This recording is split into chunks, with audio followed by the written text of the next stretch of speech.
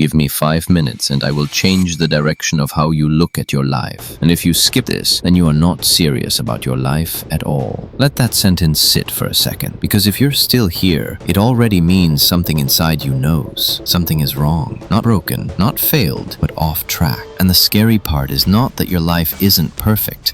The scary part is this: you've started accepting a version of life you once promised yourself you'd never live. Stay with me, because what I'm about to show you isn't motivation, it's a mirror. And most people look away before the truth finishes speaking. Before this video ends, you'll realize why smart people still live average lives, why motivation secretly makes you weaker, and why the version of you that could have been great is still alive, only if you don't quit halfway, like you quit everything else. Nobody warned you this would happen. No teacher, no parent, no influencer. One day, without noticing, you made a silent agreement with life. You agreed to wake up tired, work for weekends, scroll to escape, and call it normal. Not because you wanted to, but because resistance takes energy and comfort takes nothing. Here's the uncomfortable truth. Most people don't fail. They slowly lower their standards until their dreams stop hurting. Think about it. At 16, you wanted everything. At 20, you wanted freedom. At 25, you wanted stability. And now, you just want peace. But peace without purpose becomes slow death, and nobody talks about this part. In a few minutes, I'll explain why. You feel tired even after sleeping. You feel busy but unfulfilled, and why distraction feels better than ambition. But first, you need to understand what actually stole your hunger. The world doesn't crush dreamers loudly. It does it politely. It says, be realistic. Just be grateful. At least you have a job. And slowly, ambition starts feeling embarrassing. You stop talking about big plans because people don't clap, they question. So you shrink. Not because you lack potential,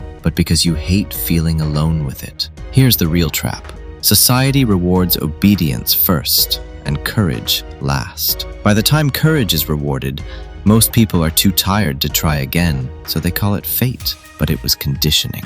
Let me ask you something, and answer honestly. If a 10-year-old version of you saw your current life, would they feel inspired or confused? That pause you felt right now, that wasn't guilt, that was memory. Later in this video, I'll show you the exact moment people give up without realizing it, and how to reverse it, even if you feel late. But first, we need to talk about comfort. Comfort doesn't destroy you overnight. It numbs you. Netflix, food, music, reels, short dopamine. None of these are evil, but together, they create a life where nothing hurts enough to change. And pain is not your enemy. Pain is information. The moment life stops challenging you, it starts collecting you. Most people think rock bottom is dangerous. No, comfortable mediocrity is. Because there's no urgency to escape. You don't lack discipline. You lack emotional reasons strong enough to act. That's why motivation videos work for 10 minutes and disappear for 10 months. In the next section, I'll expose why motivation fails permanently and the system that high achievers use instead. This is where most viewers quit. If you stay, you're not like most viewers. Motivation is emotional, and emotions are unreliable. That's why you feel unstoppable one night and useless the next morning. High performers don't rely on motivation. They rely on identity. They don't ask,